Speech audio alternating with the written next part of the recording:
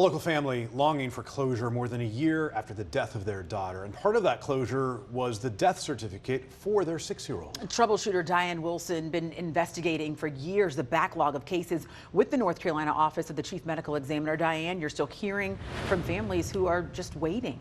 You know, sadly, this family losing their 6-year-old daughter unexpectedly. It's hard enough dealing with the loss, then the wait to get the cause of death and death certificate, they say, makes the grieving process even harder.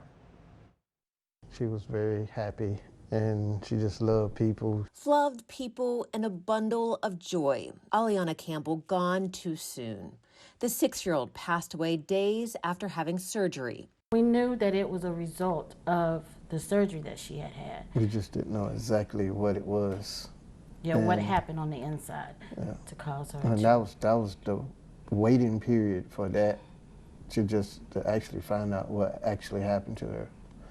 You know, that was the hardest part. Hard for her parents, Curtis and Constance, to wait as an autopsy was done by the North Carolina Office of the Chief Medical Examiner shortly after Aliana passed away, but they did not get the death certificate.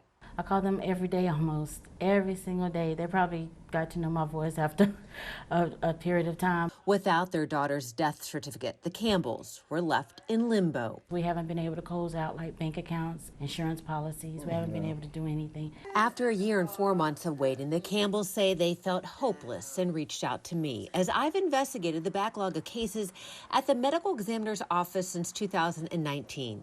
In the past, the state has said an increase in cases along with staff vacancies contributed to the long waits, and still years later, the state says they continue to struggle with high caseloads and that those issues are still impacting closing cases in a timely fashion. They say their forensic pathologists are completing 100 more autopsies than the National Association of Medical Examiners standard, making the average wait time to complete or close a case here in North Carolina greater than 200 days.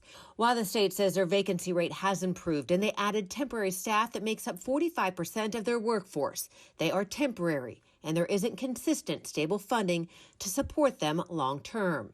After I asked about the Campbell's case, the medical examiner office did call me. They apologized for it taking so long. They explained to me that they are short on workers. Within a week, they finally received what they've been waiting a year and 4 months for, the death certificate, along with the cause of death. We would be still waiting if we would not have reached out to you. A hard wait for sure. Now, the state office of the chief medical examiner says providing answers to families of loved ones is top priority, and that every death investigation conducted by the OCME has its own unique set of facts and circumstances, and the length of time to complete a case can vary based on a number of factors, but never enough for these families who are, because there's a lot of families out there that are waiting. And with this family, besides the closure, they were continuing to pay on insurance until they got that death certificate. Emotional and financial toll they're paying. Such a terrible loss for them, and then no closure from the medical examiner's office. So hopefully this brings a little bit now that they have that death certificate and the cause of death. Diane, thank you.